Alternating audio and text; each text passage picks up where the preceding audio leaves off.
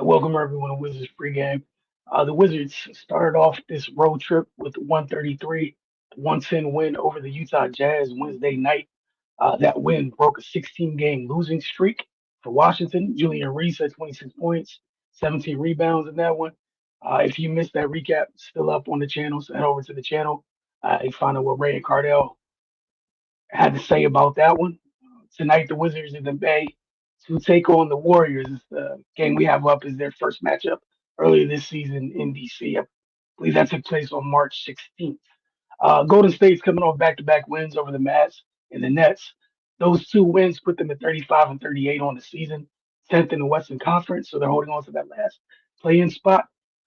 Even with Steph Curry's extended absence due to injury, the Warriors still lead the league in three-point attempts per game at 44.8. They shoot 35.6 from that range.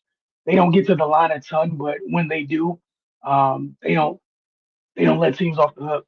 They capitalize fairly well. They shoot 80% from the line as a team.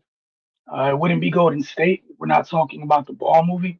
They average 29 assists a game. However, they give it back a good bit as well too. They average 15.2 turnovers per contest. They're second in the league in steals per game at pretty much 10. It's 9.9. Feel like it's perfectly okay to round up in that case. They're not a good rebounding team, so those steals do a bunch of heavy lifting for them on the defensive end. They also defend the three ball pretty well. Teams shoot 35.4 from three against the Warriors. Teams are shooting 35.4% from three against the Warriors this season. These teams last met on March 16th, I mentioned earlier. The Warriors beat the Wizards 125 to 117. Their final matchup takes place tonight. So Washington gets a chance to split the season series, or Golden State gets a chance to sweep the season series. Injury report: Washington will be without Trey Young, Keyshawn George, Anthony Davis, D'Angelo Russell, and Cam Whitmore. Golden State will be without Steph Curry, Al Horford, DeAnthony Melton, who had a quality game against the Wizards in their last outing, including one emphatic dunk. No Steph Curry and no Quentin Post. As far as the keys for tonight's game, for Washington, it starts with taking care of the ball. I told you how often Golden State turns teams over. Uh, 9.9, again, just 10 steals a game is absurd. So don't help them in that regard.